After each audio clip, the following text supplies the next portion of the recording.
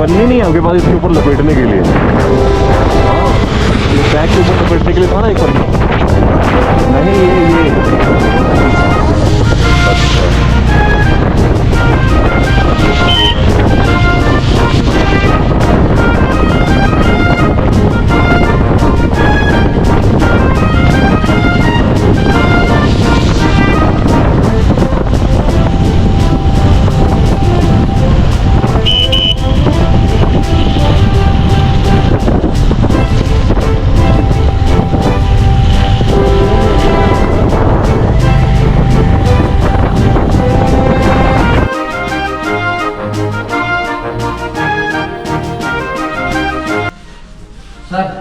धन्यवाद भैया। अंदर में? हाँ हाँ ही ना। हमारे लोग चेकआउट कर रहे हैं और सीधा बाबा बद्री विशाल के दर्शन करने के लिए प्रस्थान करेंगे और बाबा बद्री विशाल के शुभ दर्शन के पश्चात हम लोग निकलेंगे भारत का। सामान मुझे बोलना था क्या? जी हाँ। हरिओम तत्सत, हरिओम तत्सत, जय बद्री विशाल। जय बद्री विशाल। जहाँ पे हम रुके थे और सामने का व्यू देखिए और हम निकल रहे हैं बाबा बद्री विशाल के शुभ दर्शन के लिए। जय बद्री विशाल। बद्रीनाथ मंदिर भगवान विष्णु को समर्पित एक पवित्र धाम है। 4 धामों में सर्वप्रथम बद्रीनाथ। नमः लक्ष्मी पते हर हर महाविष्णु देव हर हर।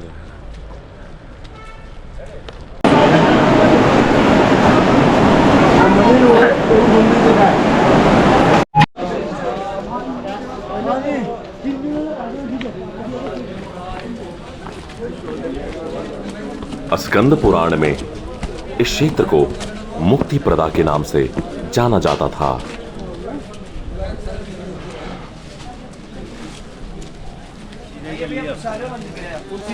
जय बाबा बद्री विशाल। ओम नमो नारायण। ओम नमो नारायण। ओम नमो भगवते वासुदेवाय नमः।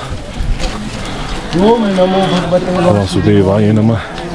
ओम नमो भगवते वासुदेवाय नमः। 2 अलग अलग युगों में त्रेता युग में इस क्षेत्र को योग सिद्ध माना जाता था, तो वहीं द्वापर युग में भगवान के इस शुभ स्थल को मणिभद्र आश्रम या विशाल तीर्थ कहा जाता था।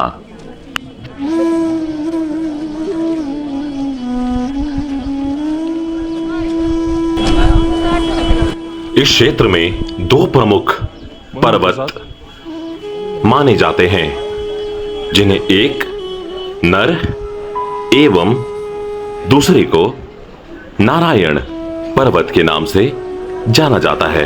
ये रहा नारायण, तो उसके विपरीत में नर पर्वत स्थित है। माना जाता है नर रूप अर्जुन का था, तो वही नारायण भगवान नारायण या महाविष्णु का।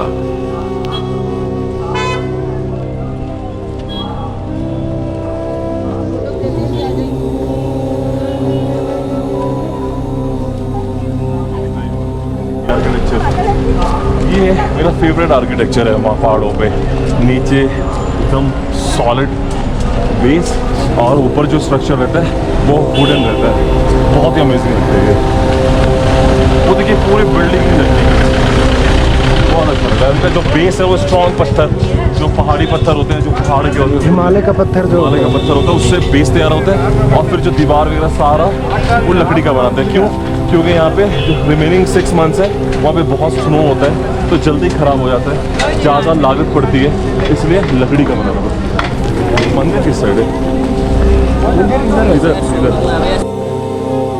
भगवान विष्णु तपस्या करने के लिए हिमालय को प्रस्थान करते हैं और योग ध्यान मुद्रा में तपस्या में लीन हो जाते हैं और अधिक हिमपात होने लगता है। भगवान विष्णु पूरी तरह से हिम में डूब चुके थे। उनके इस दशा को देखकर माता लक्ष्मी का हृदय द्रवित हो उठा और उन्होंने स्वयं भगवान विष्णु के समीप खड़े होकर एक बद्री के वृक्ष का रूप ले लिया और समस्त हिम को अपने ऊपर सहने लगी। माता लक्ष्मी भगवान विष्णु को धूप, वर्षा और हिम से बचाने का कठोर तपस्या करती हैं। कई वर्षों बाद जब भगवान विष्णु ने अपना तप पूर्ण किया तो देखा कि लक्ष्मी जी हिम से पूरी तरह ढकी पड़ी हैं। तो उन्होंने माता लक्ष्मी के तप को देखकर कहा कि हे देवी, तुम भी मेरे बराबर ही तप करती हो और तुमने अभी किया है जो आज से इस धाम पर मुझे तुम्हारे साथ पूजेगा वह मेरी मान्यता को और बढ़ा देगा, क्योंकि तुमने मेरी रक्षा विशाल बद्री वृक्ष के रूप में की है, इसलिए मुझे आज से बद्रीनाथ के नाम से जाना जाएगा।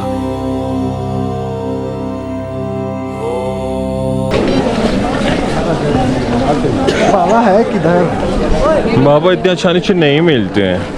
बाबा ना कष्ट करने के बाद मिलते हैं, समझे आप? बाबा मिल ही नहीं रहा, हम लोग कब से खोज रहे हम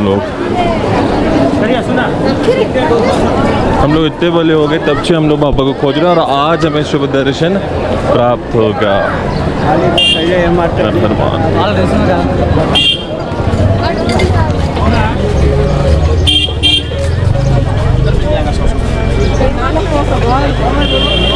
पवित्र मंदिर से थोड़े दूर पहले यह नाना प्रकार की दुकानें अति ही प्यारी लगती है। वहाँ वाले में चले जाओ। बद्रीनाथ धाम में पधारे सभी श्रद्धालुओं का उत्तराखंड पर्यटन विभाग हार्दिक अभिनंदन करता है। सभी अनुरोध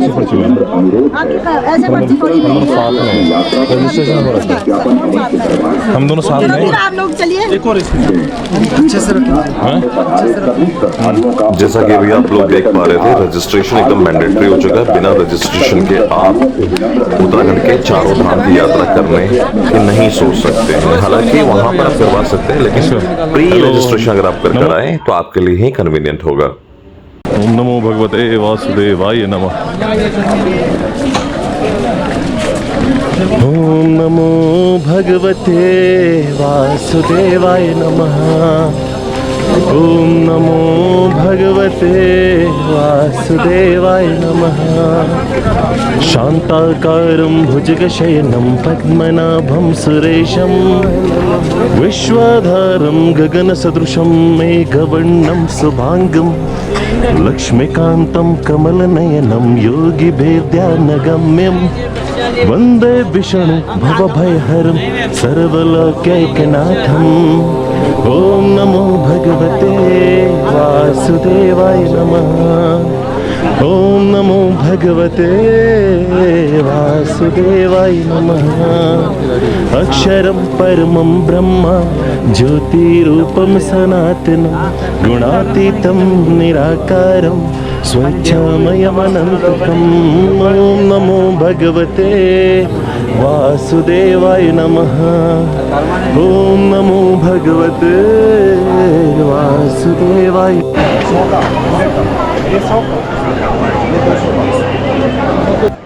भगवान महाविष्णु के शुभ दर्शन प्राप्त करने से पूर्व उनके लिए कुछ मिष्ठान प्रबंध किया जाए। प्रसाद रूपी मिष्ठान को खरीदकर उनके कमल चरणों में अर्पित करके और फिर ग्रहण करने का जो परम आनंद है वह अविवरणीय है।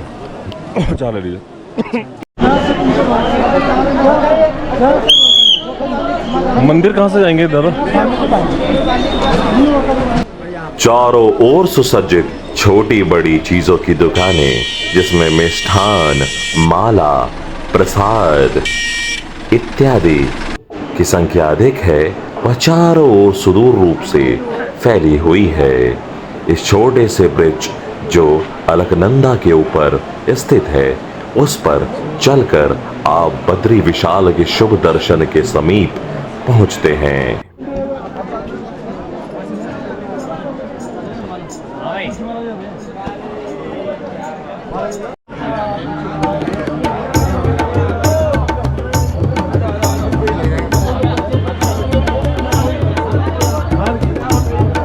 लंबी लंबी कतारें, जहां तक आप चलते जाएंगे आपको श्रद्धालु लाइन में बड़े ही उत्सुकता के साथ खड़े प्रतीत होंगे और साक्षात भगवान के शुभ दर्शन करने हेतु उल्लासित एवं प्रफुल्लित प्रतीत होंगे। आपको बता दें कि बद्रीनाथ धाम भारत के सबसे व्यस्त धाम एवं तीर्थस्थलों में से एक है।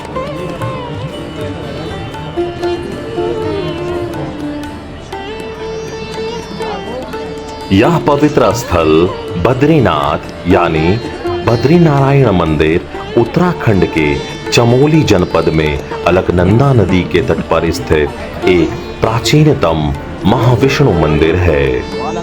यह चारों धामों में से एक प्राचीन मंदिर है जिनका निर्माण काफी पुराना है। हमने सोचा था इतनी भीड़ नहीं होगी, लेकिन बहुत भीड़ है। कितनी लंबी लाइन बट कोई ना, बाबा का दर्शन इतना आसानी से भी हो जाए तो क्या आनंद है।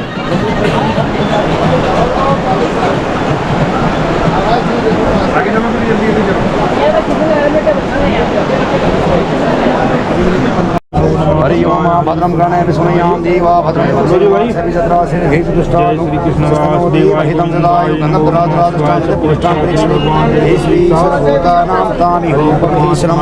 जय लक्ष्मी। यहाँ के लोकल रहने वाले छोटी छोटी बुनाई करके अपनी जीविका चलाते हैं।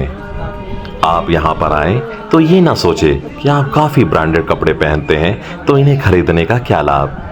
इन्हें खरीदकर इनकी जीविका के लिए आप अतुलनीय सहयोग दे सकते हैं और इन्हें प्रेरणा दे सकते हैं कि यह अपने कार्य में और रुचि लाकर संलग्न रहे।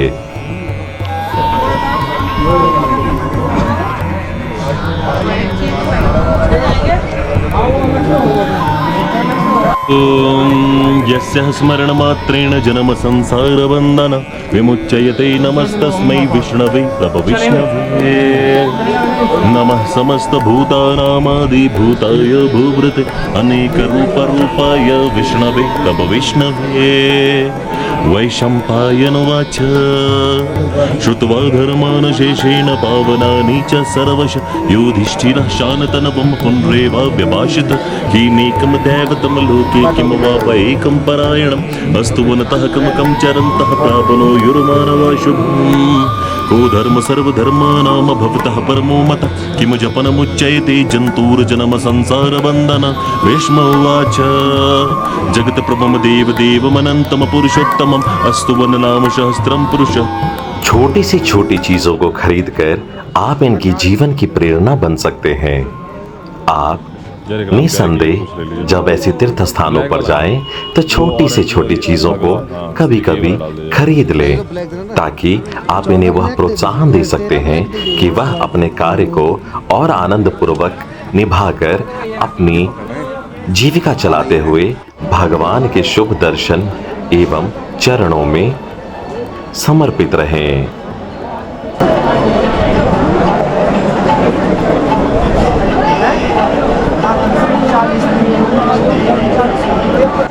आखिरकार वह समय आ ही गया जब बाबा के पवित्र दर्शन हमें प्राप्त होने को है। भूवैकुंठ कृतवासं देवदेवं जगतपतिं बाबा का दर्शन प्राप्त करने बहुत लंबी लाइन लेकिन जब बाबा का दर्शन मिला बहुत अच्छे से हुआ। जय बाबा बद्री विशाल। ओम नमो नारायण। ओम नमो नारायण। नमः लक्ष्मी पते हर हर महाविष्णु देव। बद्रीनाथ तथा इसके आसपास का पूरा क्षेत्र किसी समय शिव भूमि के रूप में अवस्थित था। जब गंगा नदी धरती पर अवतरित हुई तो यह 12 धाराओं में बट गई तथा इस स्थान पर से होकर बहने वाली धारा अलकनंदा के नाम से विख्यात हुई। मान्यता अनुसार भगवान विष्णु जब अपने ध्यान योग हेतु उचित स्थान खोज रहे थे तब उन्हें अलकनंदा के समीप यह स्थान बहुत अच्छा लगा। नीलकंठ पर्वत के समीप भगवान विष्णु ने बाल रूप में अवतार लिया और क्रंदन करने लगे। उनका रुदन सुनकर माता पार्वती का हृदय द्रवित हो उठा और उन्होंने बालक के समीप उपस्थित होकर उसे मनाने का प्रयास किया और बालक ने उनसे ध्यान योग करने हेतु वह स्थान मांग लिया। यह पवित्र स्थान वर्तमान में बद्री विशाल के नाम से सर्वविदित है।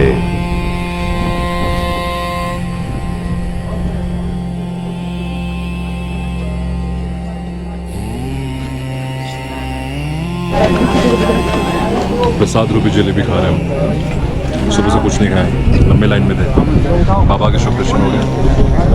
अब अपने कमरे की तरफ बैग लेंगे और निकलेंगे सीधा माणा, जो यहाँ से 4 किलोमीटर, और फिर आपको दिखाएंगे भारत का पहला गांव, और वहाँ पर भी चाय पियेंगे, जो भारत का पहला चाय का दुकान माना जाता है।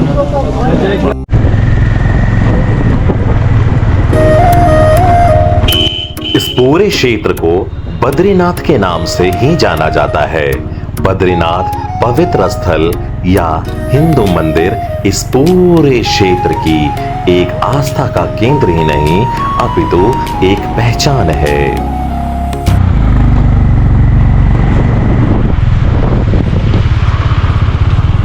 पवित्र महाविष्णु मंदिर से 4 किलोमीटर की दूरी पर स्थित भारत का पहला गांव है, जिसे पहले आखिरी गांव माना जाता था, लेकिन वर्तमान प्रधानमंत्री ने उसका नाम पहला गांव कर दिया। वहां के लोकल अपनी दुकानों को पहली दुकान के नाम से ही संबोधित करते हैं। पीने वाली चाय की दुकान से लेने वाली मालाओं की दुकान तक सब अपनी दुकानों को भारत का पहला दुकान मानते एवं संबोधन करते हैं। आगे हो जाइए।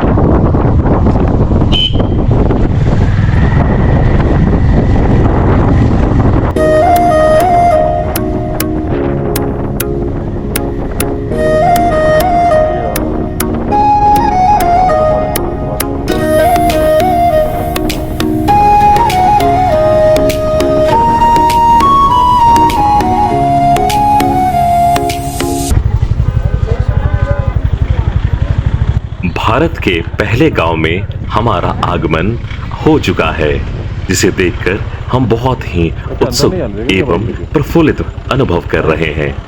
यह हमारे जीवन की पूरी कल्पनाओं में से सबसे आनंदमय कल्पना है कि हम भारत के पहले गांव में प्रवेश कर रहे हैं और इसकी अनुभूति शब्दों में वर्णन नहीं की जा सकती।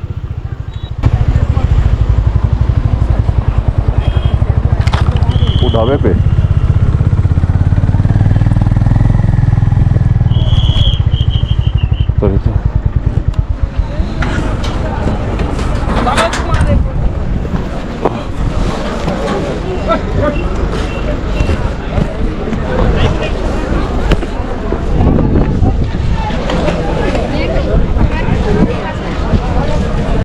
तो मोहम्मद कैसा फील हो रहा है यहाँ पे?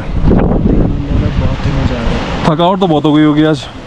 हुई तो है, लेकिन बाबा का दर्शन के बाद वो तो ठीक है, लेकिन आपके चेहरे से साफ पता चल रहा है कि आज आप बहुत थक गए हैं।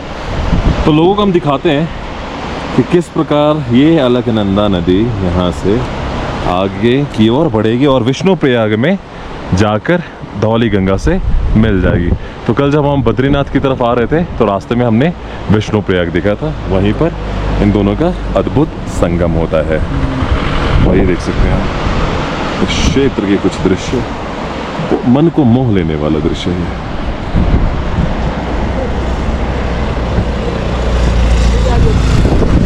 ये हमारी राम प्यारी को हमने बद्रीनाथ का ये कलावा भी पहना दिया है। आज बहुत खुश लग रही है।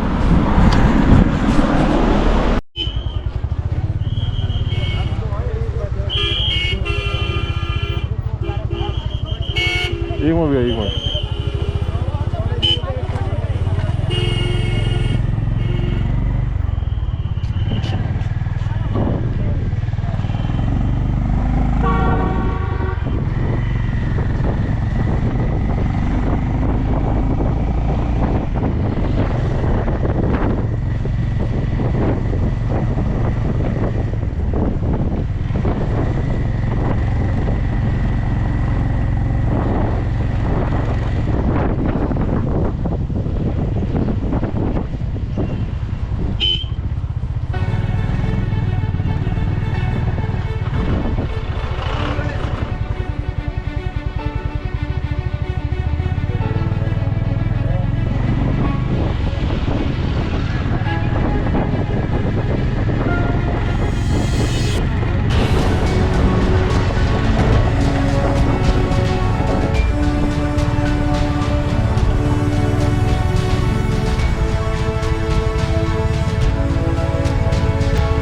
मई जून के महीने में खासकर आपको बहुत ही ज्यादा भीड़ या ट्रैफिक का सामना करना पड़ सकता है। रास्ते बारिश या हिम के कारण बार बार खराब एवं बनते हैं, जिसके परिणाम स्वरूप कठिनाइयों का सामना करना पड़ सकता है। यहाँ पर पूरे भारत एवं विश्व से आने वाले पर्यटकों की संख्या में लगातार वृद्धि देखी गई है।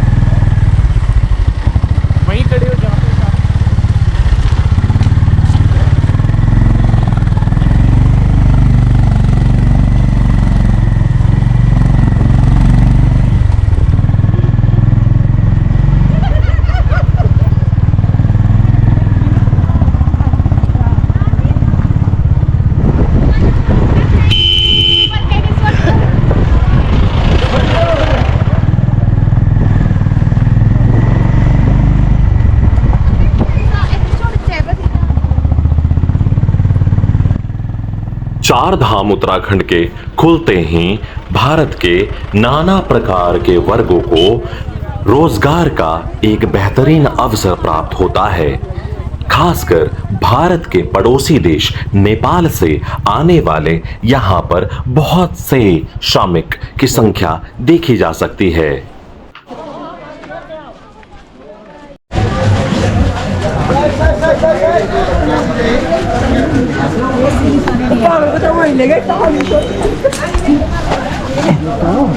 हाँ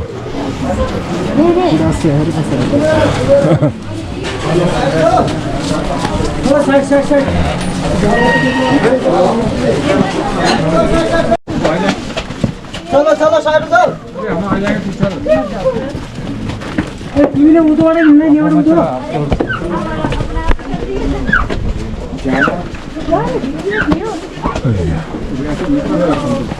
अलकनंदा एवं सरस्वती नदी के निकटतम स्थित यह सुंदर सा गांव बड़ा ही मनमोहक प्रतीत होता है।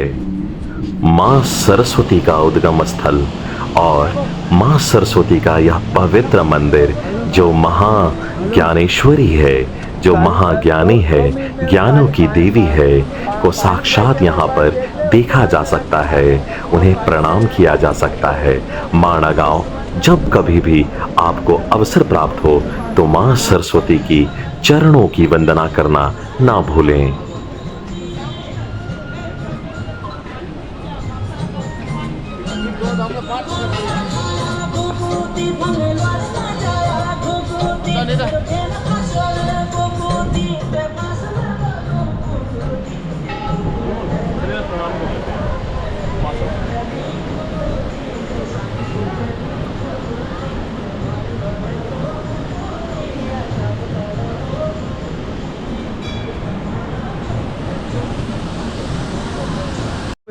पौराणिक मान्यताओं के अनुसार इस स्थान से महाभारत काल में राजा युधिष्ठिर ने सदैव स्वर्ग की यात्रा की थी। यह पर्वत चोटी बद्रीनाथ के पास स्थित पवित्र सतोपंत जल से जुड़ी हुई है। माना गांव के पास स्थित इस जल के पास स्वर्ग रोहिणी ग्लेशियर की सीढ़ीनुमा आकृति भी दिखाई देती है। पौराणिक कथाओं और महाभारत के अनुसार जब पांडव ने महाप्रस्थान किया तो इस मार्ग सतोपंत झील से होकर से उन्होंने स्वर्ग की ओर कदम बढ़ाए थे।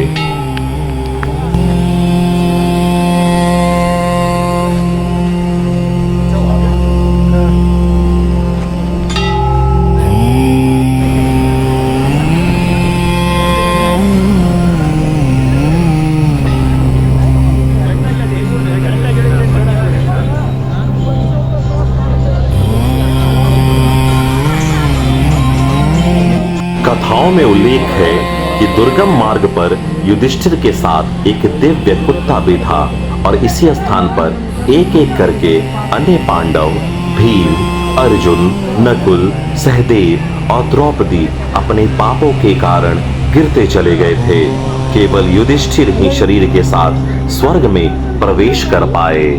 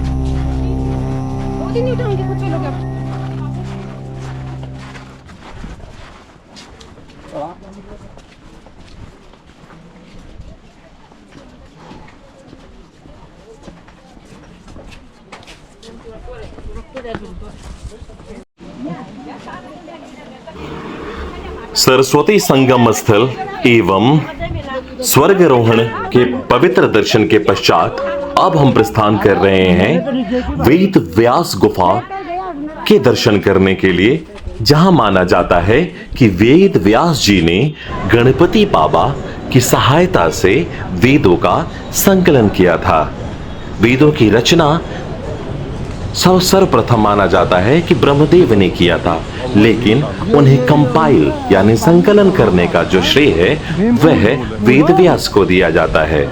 इससे पूर्व सरस्वती उद्गम स्थल एवं सरस्वती मंदिर में पवित्र दर्शन करने का कारण यह माना जाता है कि कोई भी चीज जो ज्ञानवर्धक है वह बिना मां सरस्वती के आशीर्वाद के संभव नहीं है।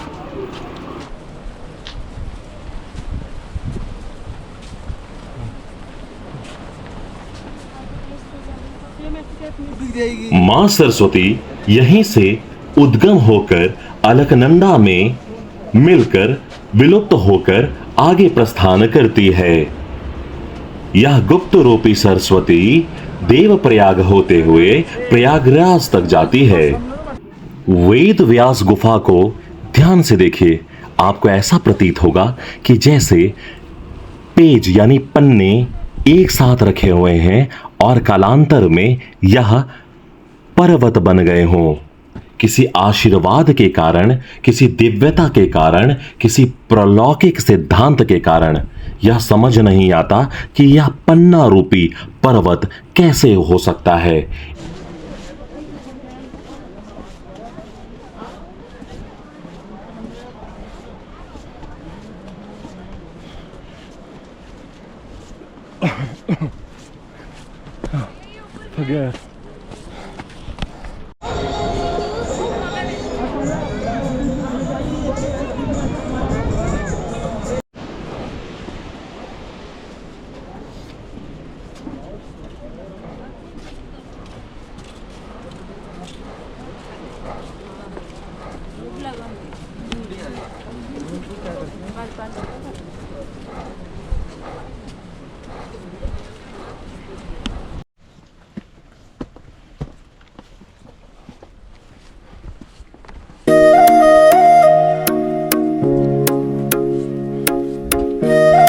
आप देख सकते हैं यह जो अपने पीठ पर लोगों को लाद कर यह तीर्थ करवा रहे हैं, यह मुख्यतः नेपाल के प्रवासी हैं।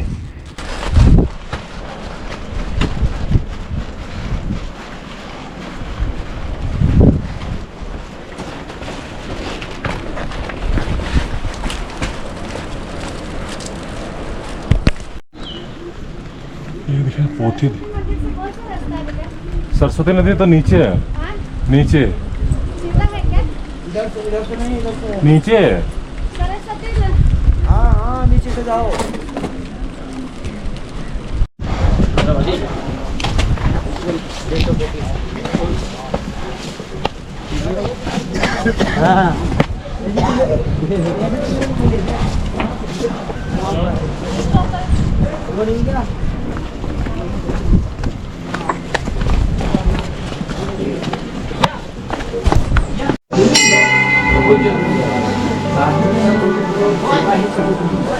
दर्शन कर लिए विद्या जी के, थोड़ा गुफा का दर्शन करवा दिए हमारे जनता को। तो बहुत थक गया हूँ। ऐसी बारीकी दिखना है गुफा इधर, ये बारीकी देखना है, लग गया कोई पोथी है।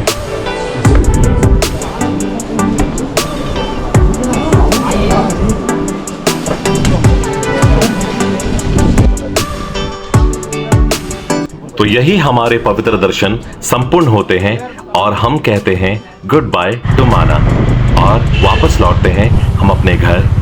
लेकिन एक विचित्र प्रकार का अनुभव, एक भावनात्मक अनुभव हमें घेरे हुए है, जिसे हमें वह रोक रहा है यहाँ से जाने के लिए, या हमें विवश कर रहा है कि हम फिर से प्लान करें इस पवित्र स्थल पर आने को, क्योंकि यह स्वर्ग रूपी स्थल हमें जीवन में हमें पूरे संपूर्ण जीवन काल में बार बार देखने को नहीं मिलता। हम कैसे खुद को रोक पाएंगे यहाँ से आने को। जय बद्री विशाल, जय भारत माँ, जय माँ भारत। बहुत हो गया। अब हम सीधा जाएंगे इंडिया का पहला गांव जो कभी हुआ करता था, आखिरी गांव लेकिन अब बन चुका है पहला गांव। वहीं पर जाकर सीधा चाय पियेंगे और देखेंगे कैसा है। हालांकि मैं सच बताऊं तो इस एरिया की चाय मुझे इतनी अच्छी नहीं लगी। आप क्या कहते हैं? कॉफ़ी फिर भी बेटर है, हालांकि सबकी अपनी अपनी चॉइस है, किसी को आपको अच्छी लग सकती है। पर्सनली मुझे थोड़ी अच्छी नहीं लगी क्योंकि आई डोंट नो, बट हाँ कॉफ़ी बेटर है, कहीं भी आप कॉफ़ी आराम से पी सकते हैं।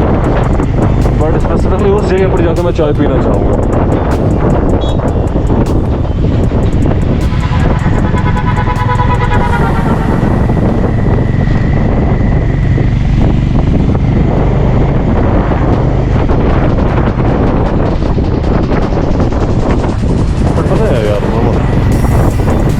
भी होता है यार कि इंडिया का वो हिस्सा कैसे दे दिया। अभी वो हमारा एरिया होता आगे, तो सोचिए आगे और भी मज़ा आता ना।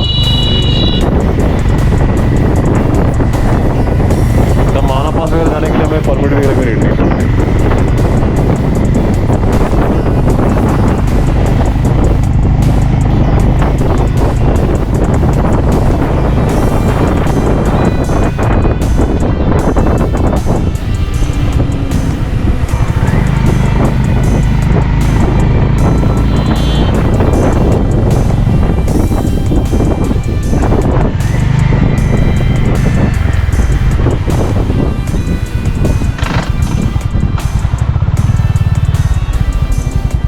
थोड़ी देर रुकते हैं यार, बड़ा अच्छा लग रहा है ना।